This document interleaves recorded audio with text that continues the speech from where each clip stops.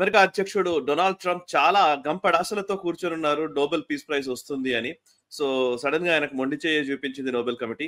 Mariya Corina Machado, Venezuela ప్రతిపక్ష నాయకురాలు, తనకి నోబెల్ పీస్ ప్రైజ్ ప్రకటించారు. సో వెంటనే వైట్ హౌస్ నుంచి ఒక స్టేట్మెంట్ కూడా వచ్చింది, the place politics over peace అని చెప్పేసి వాళ్ళు అంటున్నారు నోబెల్ కమిటీకి సంబంధించి. సో నోబెల్ కమిటీ అనేది కేవలం శాంతి గురించి కాదు, వీళ్ళు రాజకీయాలు చేయడానికి కోసం దీన్ని వాడుతూ ఉన్నారు అనేది వైట్ హౌస్ నుంచి వచ్చినటువంటి ఇమీడియట్ రియాక్షన్. నోబెల్ ప్రైజ్ వస్తుంది వస్తుంది వస్తుంది అన్న ఆశతోటే ఆయన అన్ని ప్రయత్నాలు చేశాడు. ఈ నోబెల్ పీస్ ప్రైజ్ ట్రంప్ కి రాకపోవడానికి కారణం ఏంటి, ఆమెకు రావడం వెనుక కారణం ఏంటి, ఉద్దేశం ఏంటి? ఫస్ట్ దీనికి చాలా అంశాలు ఉన్నాయి. ఒకటి, డొనాల్డ్ ట్రంప్ దానికి అర్హుడా, ఇది ఒక పెద్ద ప్రశ్న. నిజంగా ఆయన చెప్పినంత ఫేకే. 8-9 యుద్ధాలు ఆపానన్నా చాలా తప్పు. ఎందుకంటే యుద్ధాలు లేవు, యాక్టివ్ గా జరుగుతున్నటువంటి యుద్ధాలు ఏం ఆపలేకపోయాడు. 24 గంటల్లో నేను యుక్రెయిన్ రష్యా యుద్ధాన్ని ఆపుతాను అన్నాడు. ఏమైంది? ఇంతవరకు ఏం అవ్వలేదు. వచ్చి ఇప్పుడు 9 నెలలు అయింది, 10 నెలలు అయింది, కానీ ఏం అవ్వలేదు. ఇంతవరకు కూడా ఏం చేయలేకపోయాడు. సో ఏ యుద్ధం ఆపినట్టు? ఆల్రెడీ యుద్ధాలు ఆగిపోయి వాళ్ళలో చర్చలు చేసుకుంటున్న వాటిలో వాళ్ళు సంతకాలు పెట్టే సమయంలో వైట్ హౌస్ పిలిపించి సంతకం పెట్టించాడు. అంతకుమించి ఏమీ లేదు. మన ఆర్మేనియా, అజర్బైజాన్ ఎప్పుడో యుద్ధం ఆగిపోయింది. యుద్ధం ఆగిపోయి చాలా రోజులు అయింది, చాలా చర్చలు జరిగినాయి, దానికి ఆల్రెడీ ఆల్మోస్ట్ ఫైనలైజేషన్ స్టేజ్ లో ఉంది. అప్పుడు మాత్రం క్రెడిట్ తీసుకోవడానికి అమెరికాకి పిలిచి వాళ్ళు సంతకం పెట్టించాడు. అలాగే మనం చూస్తే కనుక మనకు రిపబ్లిక్ ఆఫ్ కాంగోను, తర్వాత మనకు రువాండా, వాళ్ళిద్దరి మధ్యలో కూడా సీజ్ ఫైర్ ఉండింది. చాలా కాలంగా వాళ్ళు ఆల్మోస్ట్ ఒక విధమైన అండర్స్టాండింగ్ వచ్చారు. కాబట్టి దాన్ని ఈయన సెటిల్ చేసింది ఏమీ లేదు. తర్వాత నేను ఇజ్రాయెల్ ఇరాన్ యుద్ధాన్ని సెటిల్ చేశాను అన్నాడు. ఏం సెటిల్ చేశాడు? ఆయన ఏం చేయలేదు. ఈయన పోయి 4 బాంబులు వేసి వచ్చాడు కదా, B-2 బాంబర్లు వెళ్ళి అక్కడ కొట్టొచ్చాడు కదా. సో దాన్ని ఏం సెటిల్ చేశాడు? ఏం సెటిల్ అవ్వలేదు కదా. ఇన్ఫాక్ట్ వాళ్ళు తయారవుతున్నారు. ఇన్ఫాక్ట్ కొన్ని 6-7 నెలల్లో మళ్ళీ వాళ్ళ న్యూక్లియర్ ప్రాజెక్ట్ అంతా రివైవ్ చేసే ప్రయత్నంలో వాళ్ళు ఉన్నారు. ఇన్ఫాక్ట్ ఫర్దోలో కొట్టినటువంటి బాంబుల్లో పెద్ద నష్టం అవ్వలేదు అని చెప్పేసి వాళ్ళ అమెరికన్ డీప్ ఆలోచన చేసేటువంటి కొన్ని థింక్ ట్యాంక్స్ చెప్తున్నాయి. అంతేకాదు ఇన్ఫాక్ట్ వాళ్ళ అఫీషియల్ రిపోర్ట్ కూడా వచ్చింది.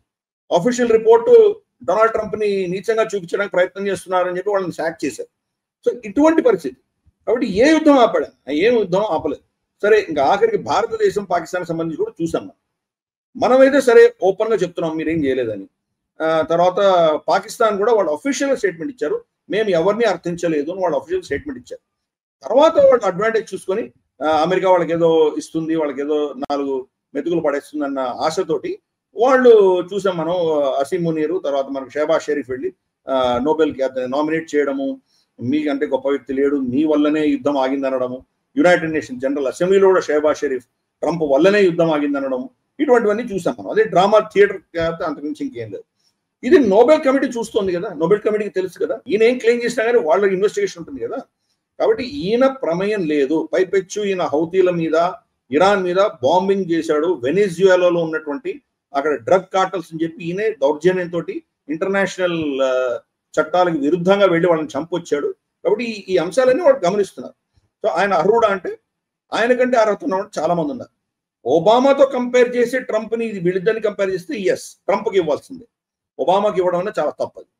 ఒబామా అప్పుడు చాలా యుద్ధాలు చేస్తున్నాడు, ఆయన శాంతి దూత ఏం కాదు. కానీ కంపారిజన్ ఒబామా ట్రంప్ మధ్యలోనే కాదు కదా, అది ట్రంప్ మనసులో ఉండొచ్చు, నేను ఒబామాకి ఇచ్చి నాకు ఎందుకు ఇవ్వట్లేదు అని. కానీ ప్రపంచంలో ఇంకా చాలా మంది ఉన్నారు, చాలా పనులు చేస్తున్నటువంటి వాళ్ళు ఉన్నారు. సో వాళ్ళు డొనాల్డ్ ట్రంప్ కంటే కూడా అర్హులు చాలా మంది ఉన్నారు. సో అది ఒక ఎత్తు. 2, నోబెల్ కమిటీ గురించి మాట్లాడదాం.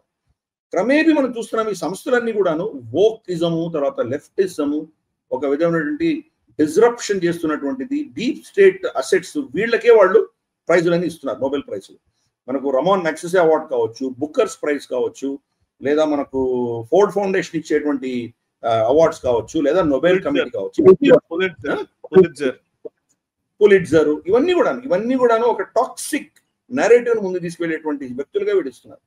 ఈరోజు నోబెల్ పీస్ ప్రైజ్ గ్రహీతల్లో మనం చూస్తే కనుక మహమ్మద్ యూనస్ బంగ్లాదేశ్ లో ఏం చేస్తున్నాడో చూస్తున్నాం మనం. అలాగే మనం చూస్తే కనుక మలాలా యూసుఫ్జాయికి ఇచ్చారు. మలాలా యూసుఫ్జాయ్ విలాసమైన జీవితం ఎంజాయ్ చేస్తుంది. లూయి విట్టాన్ డ్రెస్సులు వేసుకుంటోంది, పెళ్లి చేసుకుంది, హాయిగా అసలు లగ్జూరియస్ కోట్ల ఆస్తుల్లో తిరుగుతోంది. అమ్మాయి యాక్టివిస్ట్.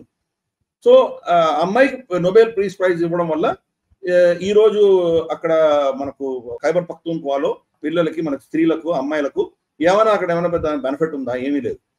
పైపెచ్చు ఆ అమ్మాయి ఏంటి, నోబెల్ లారియట్ కాబట్టి ఈ రోజు మన దేశం మీద కామెంట్ చేస్తాం. ముస్కాన్ అన్న మనకు కేసు జరిగింది కర్ణాటకలో. హిజాబ్ కాంట్రవర్సీ వచ్చింది కదా, హిజాబ్ లో వాళ్ళు స్కూల్ అలౌ చేయలేదు, ఆ గొడవ వచ్చింది కదా, దాంట్లో వాళ్ళ హక్కులని హరిస్తుంది అని చెప్పి ఈ అమ్మాయి కామెంట్ చేయడం. సో వీళ్ళందరూ ఒక టాక్సిక్ ఆ భావజాలం ఉన్నటువంటి వాళ్ళకి ఇవన్నీ వస్తున్నాయి. అసలు మహాత్మా గాంధీ గారికి వాళ్ళు నోబెల్ ప్రైజ్ ఇంతవరకు ఇవ్వలేదు, కానీ ఇచ్చిన ఎవరికి అసార్ అరాఫత్ లాంటి వాళ్ళకి, ఒబామా లాంటి వాళ్ళకి, విధ్వంసం సృష్టించిన వాళ్ళకి చాలా మందికి ఇచ్చారు. సో కాబట్టి అది ఒక ఎత్తు. గతంలో గొప్ప వ్యక్తులకు ఇచ్చారు, నెల్సన్ మండే లాంటి వాళ్ళకి ఇచ్చారు, నేను ఇవ్వలేదు అని అనలేదు. కానీ రీసెంట్ పాస్ట్ లో చూస్తే కనుక ఈ యొక్క భావజాలం ఎక్కువ మనకు ప్రస్ఫుటంగా కనిపిస్తుంది. ఇప్పుడు ఈవిడ ఎవరో మచాడో ఎవరైతే వెనెజువేలాలో ఇచ్చారో ఆవిడ అమెరికన్ అసెట్. మనకు మొడోరో వ్యతిరేకంగా ఆవిడ చేస్తున్న ఉద్యమం అంతా కూడా అమెరికా ఫండెడ్, అమెరికా చేస్తోంది, డీప్ స్టేట్ అసెట్ ఆవిడ. సో ఉద్యమకారులకు, ఉద్యమం చేస్తున్న వాళ్ళకే ఇస్తారు. అంటే ఒక నెగటివ్ క్యారెక్టర్లకి వీళ్ళకి ఎక్కువ ఇస్తుండగా మనం చూస్తున్నాం. పాజిటివ్ పని సమాజంలో చేస్తున్నటువంటి వాళ్ళకి గతంలో ఇచ్చేవాడు. మనకు రెడ్ క్రాస్ లాంటివి, ఇటువంటివి చాలా సంస్థలకి వాళ్ళు గతంలో ఇచ్చారు. మదర్ తెరేసా కూడా సో కాల్డ్ పాజిటివ్, ఇక్కడ ఉన్నటువంటి పేదలకు ఆవిడేవో సేవ చేస్తోంది అని ఆవిడకి ఇచ్చారు. అఫ్ కోర్స్ వాళ్ళ అజెండా ఏంటంటే ఆవిడ క్రిస్టియన్ కన్వర్షన్స్ చేసేవారు కాబట్టి ఇచ్చారు. Mother Teresa sisters of charity చేస్తున్న దానికి కనీసం 100 రెట్లు ఎక్కువ సేవ చేస్తున్నటువంటి సేవా భారతి గురించి వీళ్ళు మాట్లాడరు ఎందుకు? సేవా భారతికి ఇప్పుడు కనీసం అంటే ఒక 5-6 నోబెల్ ప్రైజులు వచ్చి ఉండాలి. ఎందుకంటే కోట్ల మందికి వీళ్ళు సేవ చేస్తున్నారు. అంటే వాళ్ళకి ఇక్కడ ఎటువంటి ఫలాపేక్ష లేకుండా చేస్తున్నారు. ఇన్ఫాక్ట్ మతాలకు అతీతంగా చేస్తున్నారు. కేరళలో వరదలు వస్తే కనుక మాస్కులను వెళ్ళి వీళ్ళు క్లీన్ చేసి వచ్చారు. ఎవరు వెళ్ళలేనటువంటి ప్రాంతాల్లో వెళ్ళి శవాలన్నీ క్లీన్ చేసి వచ్చారు. కరోనా టైంలో ప్రపంచంలో ఏదైనా ఒక ఎన్జిఓ ఇంత పని చేసిందంటే సేవా భారతికి మించింది ఎవరు లేరు. సో మరి అటువంటి సంస్థలు వీడికి ఎందుకు కనిపించవు? రామకృష్ణ మిషన్ ఎంత గతంలో ఎంత పని చేశారు వాళ్ళు. సత్యసాయి సేవా సమితి. ఈరోజు మీకు heart transplant free of cost చేసుకోవచ్చు, మీరు పుట్టపర్తిలో లివర్ ట్రాన్స్ప్లాంట్ చేసుకోవచ్చు ఉచితంగా. ఎవరైనా మతాలకు అతీతంగా వ్యక్తి ఎవరైనా వెళ్ళి అక్కడ ముందర రిజిస్టర్ చేసుకొని చేసుకోవచ్చు. అంత సేవలు అందిస్తున్నటువంటి సత్యసాయి సేవా ఆర్గనైజేషన్ ఎందుకు ఇవ్వట్లేదు వీళ్ళు? అక్షయ పాత్ర కొన్ని కోట్ల మందికి వాళ్ళు దేశవ్యాప్తంగా వాళ్ళు ఒక సంవత్సరంలో చూస్తే ఈ దేశాల పాపులేషన్ ఎంత ఉందో అంతమందికి వాళ్ళు ఉచితంగా అన్నం ఇస్తున్నారు. మరి వాళ్ళకి ఎందుకు ఇవ్వట్లేదు? సో ఈ నోబెల్ కమిటీలో చాలా ప్రాబ్లమ్స్ ఉన్నాయి.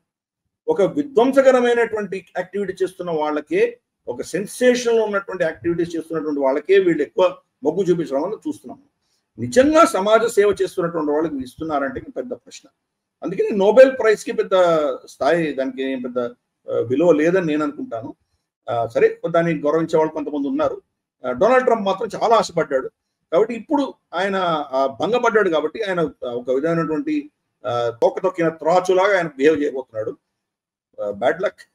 సరే, అంతకంటే ఏం చెప్తాం మనం.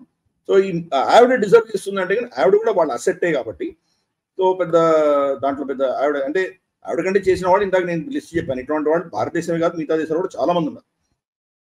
సో ఓకే ఫైన్, వాళ్ళు ఏదో డిసైడ్ చేశారు. కానీ డొనాల్డ్ ట్రంప్ మాత్రం ఆవిడతో కంపేర్ చేసి చూస్తే అంతే, he doesn't deserve it. Definitely ఆయన చేసింది ఏమీ లేదు. వచ్చిన 6 నెలల్లో 9 నెలల్లో ఘనంగా చేసింది ఏం లేదు. ఈ వీడియో మీకు నచ్చినట్టయితే లైక్ చేయండి, 10 మందికి షేర్ చేయండి. అలాగే కామెంట్ల రూపంలో మీ అభిప్రాయాలను మాతో పంచుకోండి. Nationalist hub group of channels ను సబ్స్క్రైబ్ చేసుకుని తెలుగునాట జాతీయవాద జర్నలిజాన్ని ప్రోత్సహించండి. ఈ వీడియో కింద ఉన్న బెల్ ఐకాన్ పై క్లిక్ చేయడం మర్చిపోవద్దు.